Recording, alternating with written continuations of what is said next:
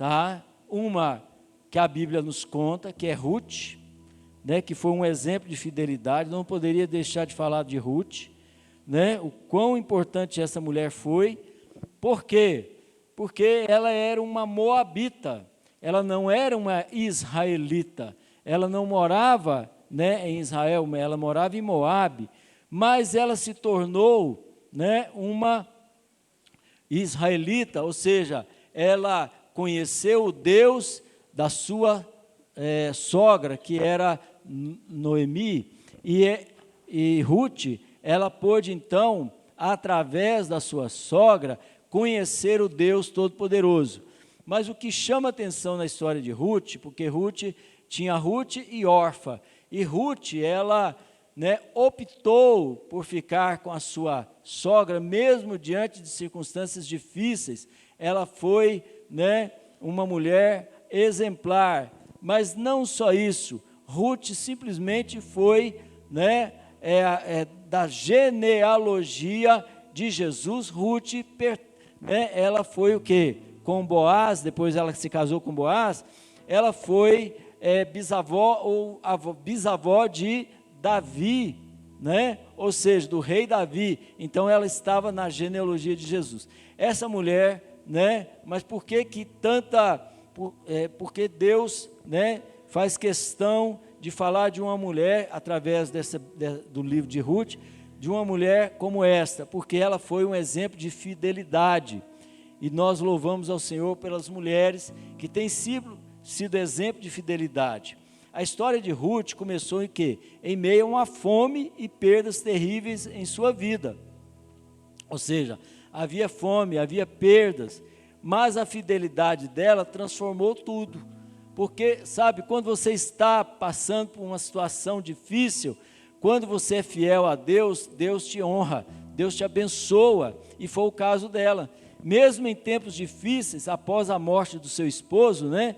Ou seja, Ruth, o esposo dela morreu, né? E também o esposo da Orfa, que também era irmã dela, morreu, e também o marido de Noemi, Elimeleque, também morreu, ou seja, todos morreram, né? E naquela época não tinha INSS, né, queridos? Então elas passavam fome, as mulheres, não tinham como sustentar-se, tá? E ela, né, não tinha o que fazer, a não ser voltar da terra de Moabe para a terra, né? Noemi voltou para a sua terra, a terra de Israel, sem, né, perspectiva de nada, porque não tinha como voltar para Israel, e não tinha nada, não tinha sustento. Ora, mas a palavra de Deus fala que ela foi fiel a Noemi, né, e ela voltou para Israel, né, o Deus da sua sogra, né, e sua obediência a Deus a levou a viver uma vida de bênçãos e colheitas inesperadas, né? A história nos conta que ela colheu, por quê? Porque ela foi até o campo de Boaz, né, e tudo mais, e Deus a sustentou ali. Mas o que eu queria destacar, né, nessa questão, é que a Bíblia diz o seguinte, queridos, no Salmo 37:5 diz assim, ó: entrega o teu caminho ao Senhor, confia nele e ele tudo fará, né? Entrega o teu caminho. Isaías 1:19 diz assim, ó: se estiverem dispostos e me ouvirem, vocês comerão o melhor dessa terra. E também Hebreus 11:6 diz: sem fé é impossível agradar a Deus, pois quem dele se aproxima precisa crer que ele existe e que recompensam aqueles que o buscam. Então, queridos, esses versículos mostram que assim como Ruth, quando decidimos entregar o nosso caminho ao Senhor, né, obedecendo com fidelidade e a orientação de Deus, Ele vai nos recompensar. Você crê nisso? Ele vai nos recompensar. Ruth não deixou que as dificuldades, né, a afastassem do que realmente importava. O que importava? A sua fé e a fidelidade a Deus, né? A sua fé e fidelidade. Então, querido, né, é tão importante que nós entendamos, né, que essas coisas, ou seja, nós venhamos a trocar experiência no sentido que as pessoas que sentem tanta dificuldade de permanecer fiel a Deus, né? Por que tem pessoas que têm tanta dificuldade de permanecer fiel a Deus em dias difíceis, né? O que acontece com essas pessoas? Olha, aprenda com Ruth, que foi uma mãe exemplar. Ela permaneceu firme diante das situações difíceis, ela confiou no Deus da sua sogra e ela também, né, jamais se apartou do Deus Todo-Poderoso. Então Ruth não apenas seguiu Noemi, mas também ouviu e obedeceu aos conselhos dela, né? Ela obedeceu. Noemi, com amor, orientou Ruth a tomar decisões sábias, confiando que Deus estava no controle de tudo. Ora, quando você toma uma decisão confiando que Deus vai estar no controle, você vai tomar decisões sábias. E foi uma decisão sábia da parte, né, de Noemi, de Ruth, né, acompanhar a sogra. A órfã, né, voltou para Moabe, mas Ruth acompanhou, né, a sua sogra. Essa obediência levou Ruth a se aproximar de quem? De Boaz, que era um homem rico naquela época, e também foi o seu redentor, abrindo as portas do recomeço para as bênçãos extraordinárias, como nós conhecemos a história, né? Então, isso, querido, quando você aprende a obedecer, né, as bênçãos do Senhor vão te acompanhar, né? Você não precisa ficar atrás da bênção de Deus. As bênçãos vão te acompanhar desde que você obedeça. Se você obedecer, as bênçãos vão te acompanhar, as bênçãos vão vir sobre você, basta você obedecer. Provérbios 12:15 diz: o caminho do insensato aos seus próprios olhos parece reto, mas o sábio dá ouvidos aos conselhos. Foi o que a Ruth fez. Provérbios 19:20 também diz: ouça os conselhos e aceite instruções e acabará sendo o quê? Sábio, né? Então, vemos então o quê? O poder de um bom conselho, né? Assim como Ruth, quando deixamos o medo e a teimosia de lado, né? Que às vezes nós somos teimosos, né, queridos? Então, quando nós deixamos a teimosia de lado, né, e deixamos o medo e ouvimos conselhos com humildade, Deus vai nos direcionar para a bênção. Basta nós, né, estarmos debaixo do conselho do Senhor, trocando, né, experiências. Ou seja, a pergunta que eu te faço é: como você reage quando Deus ou pessoas próximas lhe dão conselhos difíceis de seguir? Como é que você reage quando as pessoas próximas te dão um conselho difícil? Você já experimentou as bênçãos de Deus após ouvir um conselho sábio, mesmo que tenha inicialmente resistido, né? Porque Ruth, né, foi de bênçãos e novos começos, ou seja, ela começou novamente uma vida tranquila, abençoada, né? Por quê? Porque ela obedeceu. A fidelidade de Ruth resultou em quê? Em bênçãos, né? Que não apenas mudaram sua vida, mas também influenciaram as gerações futuras de sua família. Deus a recompensou com um novo começo ao lado de quem? De Boaz, que era um homem rico, próspero e abençoado, né? Ruth deu à luz a quem? A Obed, que foi o avô do rei Davi, entrando assim na linhagem do nosso amado Jesus, né? Então, olha que bênção foi, né, para essa mulher ser simplesmente, não só ser tirado de uma terra onde havia adoração a outros deuses, mas também foi para a terra do Deus Todo-Poderoso, e ainda, além disso, se tornou, né, a pessoa que veio a gerar depois do seu neto, né, e bisneto, o rei Davi. E também Davi, nós sabemos que Jesus veio da genealogia do rei Davi. Então, queridos, que Deus possa abençoar a cada uma das mulheres que aqui estão, entendendo, né, todas vocês, mulheres, que Deus tem muito para te abençoar, em nome de Jesus.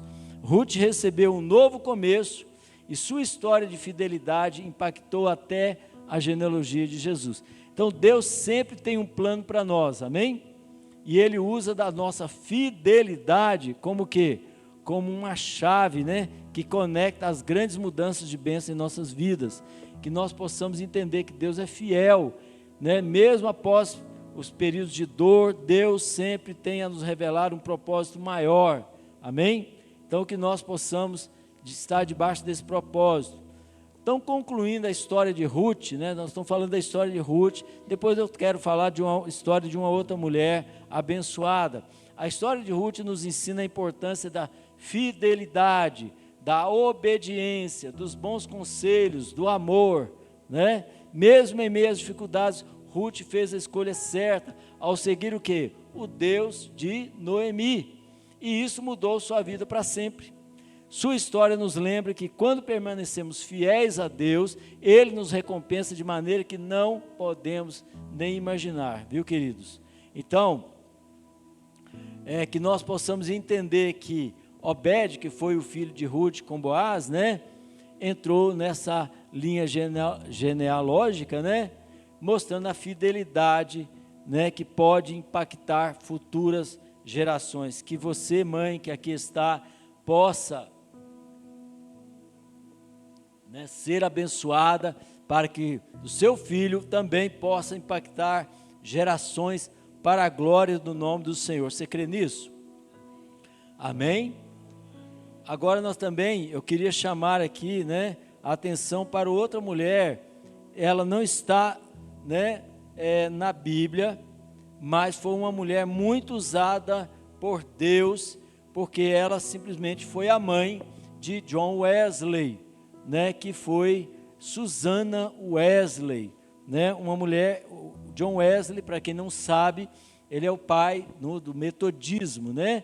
A igreja metodista, por exemplo, ela provém de John Wesley. Mas o que tem essa mulher, Susana Wesley? Antes de falar sobre ela, deixa eu perguntar para os não casados aqui, quem é que não gostaria de ter filhos? Alguém aqui não gostaria de ter filhos? Né? Não precisa nem responder, porque eu acredito que todos, né, ou quase todos, gostariam de ter filhos, não é verdade? Mas deixe-me fazer outra pergunta, e dessa vez, né, para os casais. Alguém aqui espera ter ou deseja ter 19 filhos? O Toninho que levantou a mão. Tem gente abençoada aqui, deixa eu ver de novo aqui. Alguém gostaria de ter 19 filhos? Queridos, né? Às vezes você vai falar, não, pastor, aí é demais, né? É um número um pouquinho grande, né? 19 filhos, né? Meu Deus do céu. E se for 10 filhos? 10 filhos? Está muito também? Ninguém? Bom, queridos, você pode falar o seguinte, né? O tempo, pastor, não é muito, né? Com o trabalho, responsabilidade, né? Também tempo para tomar conta e dar atenção a 10 filhos é quase impossível. Essa seria a sua resposta, não é isso? Quase impossível. Não tem tempo não, pastor. 10 filhos, tá doido? Né? Agora, e se eu dissesse que é possível? Que é possível ter 10 filhos e dar igual atenção a todos? Sim. É possível ter 10 filhos e ter tempo para si mesmo e para o trabalho ainda. Sabe por quê, queridos? Foi com Susana Wesley, né? Essa mulher, mãe de John Wesley, o pregador, né? De Charles Wesley, o hinólogo, porque ele compôs muitos hinos, tá? Para quem não sabe, ela foi mãe de mais de 17 crianças, tá? Sendo que 9 delas morreram ainda crianças, mas ainda sobrou 10, né? E para tornar a história ainda mais difícil, o marido dela, que era chamado o Samuel Wesley, passava muito tempo fora de casa devido ao fato de ser um pregador, né? E eles tinham poucas posses financeiras, tinham muitas dificuldades em finanças. Imagina, ele foi um pai muitas vezes ausente, ele não estava em casa. Então imagina ela com tantos filhos, com o pai ausente e ainda, né, com situação financeira complicada. Essa era a vida de Susana Wesley, tá? E apesar de o pai ser quem deve guiar o lar espiritualmente, né? Não só, muitas vezes o pai, né? Ele é o sacerdote do lar, né? E tudo mais, mas vocês acham que Susana ficou quieta, deixando seus filhos enveredarem por maus caminhos? Ou seja, o pai não está aqui, então eu não posso fazer nada? Não, ao contrário, Susana os guiou nos caminhos do Senhor. Esta mãe, esta mulher abençoada, né? Olha o que ela diz numa carta que envia ao seu marido. Ela diz assim, ó: eu sou uma mulher, mas também sou a senhora de uma grande família.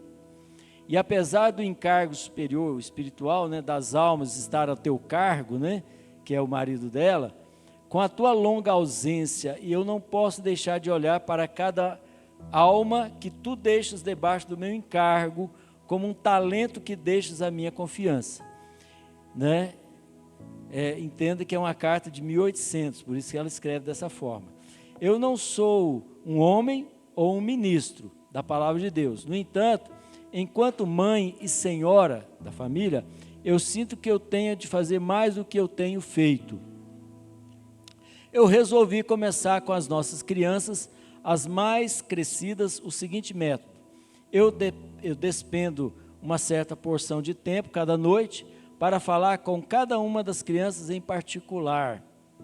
As segundas eu falo com a Molly, né? As terças com a Eti, as quartas com a Nancy, as quintas com a Jack, a sexta com o Pat e com a Patty, e aos sábados com o Charles, né? E agora vocês podem perguntar aí o que acontecia no domingo. Pois bem, depois de assistir aos cultos de manhã, Susana fazia culto doméstico com seus filhos todas as tardes de domingo, tá? Elas cantavam um salmo, oravam, cantavam um salmo. Depois Susana lia aos seus filhos um dos sermões do seu pai, né, ou do seu marido. Susana achava que havia uma falta de conteúdo espiritual nas pregações da igreja. Aí o que ela fazia? Ela depressa, né, ela fazia o seguinte: as pessoas ela começava a ela mesmo, né, fazer também, né, e trabalhar na palavra do Senhor para que os seus filhos pudessem ainda entender melhor a palavra, né? E aí ela começou então a levar a palavra, né? E de repente muitas pessoas foram na sua casa até para assistir às reuniões, porque ela fazia com seus filhos toda tarde.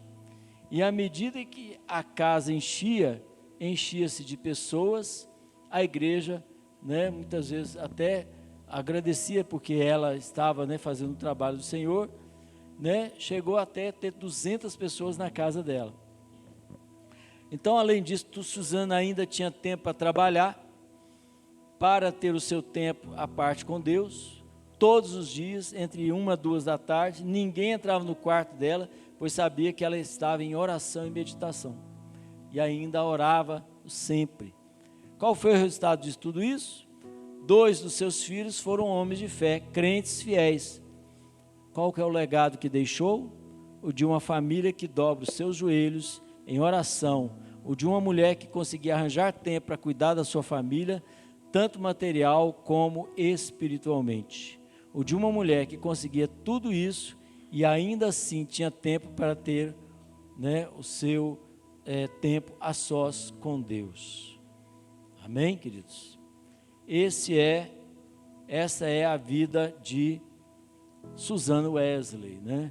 Ou seja, 2 mães abençoadas que nós citamos aqui, Ruth e Susana Wesley, para que nós entendamos que a obediência, querido, ela faz toda a diferença na vida de um servo de Deus, né? Aliás, o poder da obediência é tão importante que nós entendamos que quando nós obedecemos, né, como eu disse aqui, Deus, Ele faz questão de, né, de abençoar aqueles que verdadeiramente obedecem. É como Davi, por exemplo, em 1 Samuel 17:37, aqui nós vamos lá abrir a palavra, né? 1 Samuel 17:37, que diz: Davi concluiu: o Senhor que me livrou das garras do leão, das garras do urso, me livrará das mãos desse filisteu. Diante disso, Saul disse a Davi: vai, que o Senhor esteja com você. Então, aqui nós vemos o que? O Davi, que era da descendência de Ruth, né, entendendo que Deus o livrou das garras do leão, da garra do urso, e também vai livrar, né, das mãos daquele gigante. Ou seja, queridos, nós vemos aqui, né, que Ruth foi abençoada tendo um neto, ou bisneto, né, que também aprendeu a obedecer. Quantas mães não gostariam, né, de ter um filho, um neto, um bisneto, que também obedecesse e chegasse a esse nível, né? E quantos, né, estão e conhecem, sabem, né, o quanto Deus é poderoso para mudar a vida de alguém. Veja bem, a obediência de Davi o levou a viver o quê? O extraordinário, né? O que é obedecer?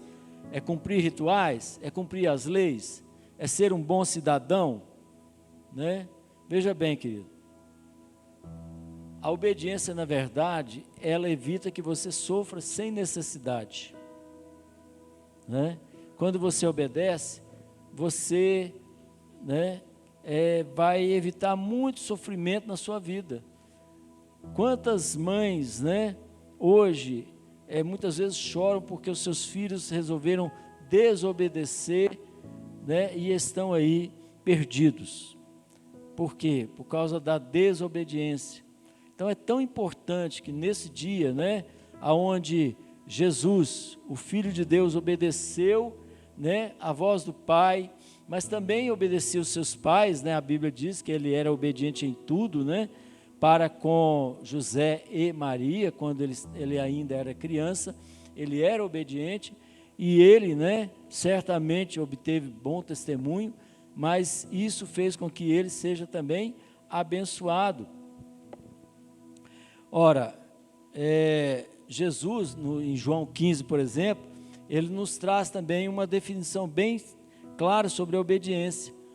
Ele diz assim, ó: como o Pai me amou, assim eu os amei, permaneçam no meu amor. Se vocês obedecerem aos meus mandamentos, permanecerão no meu amor, assim como tenho obedecido aos mandamentos do meu Pai e permaneço no amor dele. Tenho dito essas palavras para que a minha alegria esteja em vocês e a alegria de vocês seja completa. Então, querido, obedecer é obedecer os mandamentos, mas permanecer no amor do Senhor, né? Então, queridos, nós precisamos aprender, né, esse princípio. Como Susana, como Ruth, que foram mulheres que certamente não só foram abençoados por causa da obediência. Jesus quer que a partir da sua obediência você permaneça no amor dele, né, para que ele possa ser, né, o seu Senhor e Salvador. Para você permanecer no amor dele, primeiro ponto, trilhe uma jornada de obediência, como nós dissemos aqui, tá? Quando você trilha essa jornada, né, você certamente será abençoado. Em 1 Samuel 17 ao 20, nós estamos falando da vida de Davi, né? Jessé disse a Davi, o seu filho, né: pegue um éfa de grãos torrados e pães e leve depressa aos seus irmãos no acampamento. Leve também esses 10 queijos ao comandante da unidade deles e veja como estão seus irmãos, traga-me alguma garantia de que estão bem. Eles estão com Saul e com os homens de Israel no vale de Elá, lutando contra os filisteus. Levantando-se de madrugada, Davi deixou o rebanho com outro pastor, pegou a carga e partiu, né? Ou seja, ele obedeceu ao seu pai, conforme Jessé lhe tinha ordenado. Chegou no acampamento na hora em que com o grito de batalha o exército estava saindo para as posições de combate. Ora, querido, é interessante que Davi, ele obedeceu ao seu pai, né? Ou seja, ele foi em obediência e consequentemente ele conheceu, né, e viu o gigante ali, e ali ele se tornou famoso porque ele lutou contra o gigante. O que isso tem a ver conosco? Muitas vezes nós perguntamos, queridos, o que nós, né, o que leva Deus a usar-nos, ou Deus usar Davi, ou Deus usar qualquer pessoa? É exatamente, né, nas pequenas obediências, naquilo que Deus, ou o Pai, né, no caso aqui Davi, seu pai mandou fazer, é que fez com que Deus abençoasse a vida deles, tá? E a pergunta que eu faço para você é: como está o seu coração, por exemplo, depois que você recebe, né, uma ordem, como, né, alguém te fala? Como fica o seu coração quando às vezes você vai fazer aquilo que você não quer ou não gosta, né? Às vezes seu pai, sua mãe, por exemplo, os filhos, né, que estão aqui, pede alguma coisa e você não gosta. Como é que fica o seu coração, né? Porque, sabe, queridos, nós podemos até não gostar de muitas coisas. Eu mesmo, quando criança, talvez não gostava muita coisa que a minha mãe talvez falasse comigo, né? Ou meu pai. Mas a questão é que eu vou obedecer, né? Pode ser que eu venha, né, ficar até chateado, mas o meu coração está um coração disposto ao quê? A obedecer, a realmente fazer aquilo que eu entendo que é importante. Por quê? Porque o princípio, né, é que, embora eu possa até não concordar com alguma coisa, mas eu obedeço, né? E assim é Deus conosco. Nós devemos obedecer independente se gostamos ou não. Se a palavra de Deus fala algo que nós devemos fazer, então façamos, porque a bênção vem daí, né? Então, obediência, querido, nos leva à renúncia, né? A renúncia. Como muitas mulheres, muitos homens, né, têm entendido e têm renunciado também. O evangelho ainda é sobre renúncia e perdão, né? Ou seja, por exemplo, Jesus, ele renunciou, ele se esvaziou de si mesmo, né? E ele veio como homem para morrer por nós, ele se esvaziou. Por isso nós estamos aqui para celebrar a ceia. Por quê? Porque o Filho de Deus, né, ele se deu por nós, ele morreu por nós, ele se fez carne, né? Foi fácil obedecer tudo isso, queridos? É claro que não. Não é fácil, né, ele passar pelo que ele passou, né? Não foi fácil o Pai, Deus Pai, ver o seu Filho ter que, né, morrer pelos nossos pecados. Não foi nada fácil tudo isso, mas em obediência a Deus Pai, o Filho, né, como ele diz, ele mesmo coloca, né, Pai, se for possível afaste de mim esse cálice, mas que não faça a minha vontade, mas a tua vontade, né? Então ele foi até o fim, sabe? Então nós devemos, para permanecer no amor, né, entender que nós precisamos também trilhar uma jornada de serviço, né? Por exemplo, voltando a Davi tinha muitos exemplos sobre servir. Esse era o seu cotidiano, né? Davi sempre estava servindo, né? Ele servia em dias felizes e também em dias tristes, né? Dias de sol, de chuva, dias onde alguém o via, ou quando ele era esquecido, mas ele estava sempre servindo. Em qualquer ocasião, em qualquer momento, nós devemos aprender a servir. Servir molda os nossos corações, né? Vai moldar o nosso coração para que nós façamos o melhor para Deus, né? Servir te leva para mais perto do seu chamado, como voltando aqui a Suzana, ela serviu ao Senhor, né, ao levar os seus filhos, né, a palavra. Ela serviu da melhor forma possível. Isso fez com que, né, Deus usasse aquela mulher e os seus filhos, né, pudessem ser, né, pelo menos 2 dos seus filhos foram homens que realmente deixaram um legado. Então servir te conecta a Deus e a sua família espiritual também. Isso é tão importante que nós entendamos que obediência significa servir. E para permanecer no amor do Senhor, né, trilhe uma jornada de maturidade na presença do Senhor. Veja lá em Samuel, né, 1 Samuel 17, do 45 ao 47. Davi, porém, disse ao filisteu: você vem contra mim com espada e com lança, e com dardos, mas eu vou contra você em nome do Senhor dos Exércitos, o Deus de Israel, a quem você desafiou. Hoje mesmo o Senhor entregará nas minhas mãos, eu o matarei, cortarei a sua cabeça, hoje mesmo darei o seu cadáver do exército filisteu às aves do céu e dos animais selvagens, e toda a terra saberá que há Deus em Israel.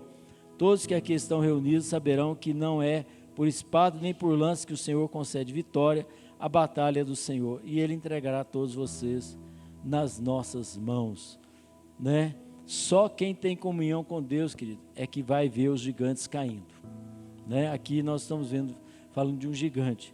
Quando você tem comunhão, quando você obedece, quando você está na presença do Senhor, servindo, você vai ver, sabe aquele gigante que muitas vezes levanta contra a sua vida, né? Contra a sua pessoa, contra alguma pessoa da sua família. Se você, né, tiver comunhão com Deus, obedecer, servir ao Senhor, ser um homem ou uma mulher de Deus, né, que venha a ser abençoado, os gigantes vão cair, né? Porque, queridos, na época, né, nós vemos que Saul e todos o exército ficaram com medo do gigante, ficaram amedrontados. Mas quem obedece, ele enfrenta o gigante. Quem está em comunhão com Deus, ele enfrenta qualquer situação, qualquer obstáculo, qualquer problema, mesmo em dias difíceis, né?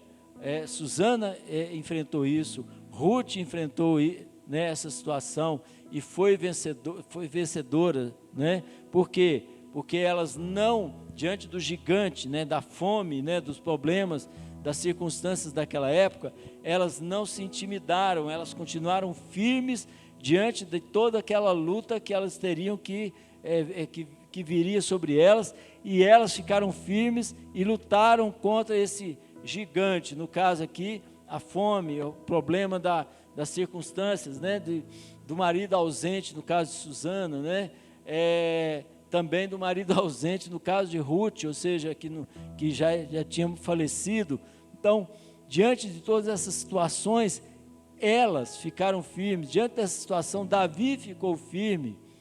Então, querido, hoje nós podemos dizer que tem dois tipos de pessoas: os que pagam o preço, né, de obediência, de comunhão, de oração e tudo mais, e os que não pagam, aqueles que não estão dispostos a pagar preço nenhum, que não fazem nada, que não, né, tomam atitude diante das lutas, diante dos gigantes que porventura venham sobre as nossas vidas. Nós precisamos pagar esse preço. Deus quer te levantar para enfrentar os inimigos das nações, né? Deus quer te usar para isso, tá? E concluindo aqui, né, porque nós vamos cear nessa noite, né, e agradecer ao Senhor em memória dele, né, em memória do Senhor Jesus, porque Ele pagou esse preço por nós. Nós podemos dizer que só os obedientes são lembrados pela história. Só os obedientes. O jovem rico, né, a gente só sabe que ele é um jovem rico, mas o nome dele, ninguém sabe. Não foi lembrado pela história. E quantas outras pessoas não obedeceram ao Senhor, né, a gente nem sabe se existiu, porque não são lembrados, né? Mas os obedientes são lembrados pela história, conforme nós lemos aqui a vida, por exemplo, de Susana Wesley.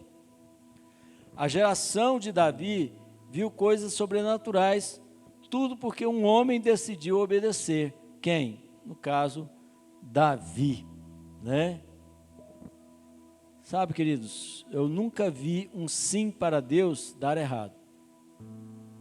Eu nunca vi alguém dar um sim, sim Deus, eu quero obedecer. Sim, Deus, eu quero servir. Sim, Senhor, eu quero fazer a tua vontade. Sim, Senhor, né, eu quero realmente, né, obedecer. Eu nunca vi um sim para Deus dar errado. Não dá errado, querido. Por quê? Porque nós entendemos que Deus é maior, né, do que todas as coisas e vai nos abençoar. O que a palavra de Deus fala, né? A palavra de Deus fala algo interessante aqui em Hebreus 11, do 13 ao 16, né? A palavra de Deus fala o seguinte: de homens que viveram, né, e que deixaram legado. Todos esses morreram na fé sem terem recebido as promessas, né? Viram-nas de longe e de longe a saudaram, reconhecendo que eram estrangeiros e peregrinos na terra. De quem está falando? De homens que não viram o Messias, mas creram pela fé que ele viria, como Abraão, né, Davi e outros mais, tá? Os que assim falam mostram que estão buscando uma pátria. Se estivessem pensando naquele de onde saíram, teriam oportunidade de voltar. Em vez disso, né, a palavra de Deus fala, esperavam uma pátria melhor, isso é, a pátria celestial. Ou seja, essas pessoas estavam esperando o quê? Estavam esperando uma pátria celestial, estavam esperando, né, aquilo que Deus poderia dar, a recompensa de Deus. Por essa razão, Deus não se envergonha de ser chamado o Deus dele, pois lhe preparou uma cidade. Que mais direi, diz o autor de Hebreus, né? Não tenho tempo para falar de Gideão, Baraque, Sansão, Jefté, Davi, Samuel, os profetas, os quais pela fé conquistaram reinos, praticaram a justiça, alcançaram o cumprimento das promessas, fecharam a boca dos leões, apagaram o poder do fogo, escaparam do fio da espada, da fraqueza tiraram forças, tornaram-se poderosos na batalha, puseram em fuga os exércitos estrangeiros. Houve mulheres que pela ressurreição tiveram de volta os seus mortos. Uns foram torturados, recusaram-se a ser libertos para alcançar uma ressurreição superior, e outros enfrentaram zombaria e açoites. Outros ainda foram acorrentados e colocados na prisão, apedrejados, cerrados ao meio, postos à prova, mortos à espada. Andaram errantes, vestidos de pele de ovelha, de cabras, necessitados, afligidos, maltratados. O mundo não era digno desses. Vagaram pelos desertos e montes, pelas cavernas e grutas da terra. Todos eles receberam bom testemunho por meio da fé. No entanto, nenhum deles recebeu o que havia sido prometido, porque Deus havia planejado algo melhor para nós, a fim de que eles não fossem aperfeiçoados sem nós. Sabe, queridos, isto é, né, realmente algo extraordinário. Por quê? Porque o extraordinário aguarda quem? Os obedientes. E eu pergunto nessa noite a você: você tem obedecido ao Senhor? Você tem sido obediente à palavra do Senhor? Vamos ficar de pé nessa noite? Vamos ficar de pé nesse momento. E eu te peço nesse momento, em nome de Jesus, vou chamar aqui o Felipe e o Elenir. Nós vamos estar nesse momento ceando. E a pergunta que eu te faço é: você está disposto a obedecer?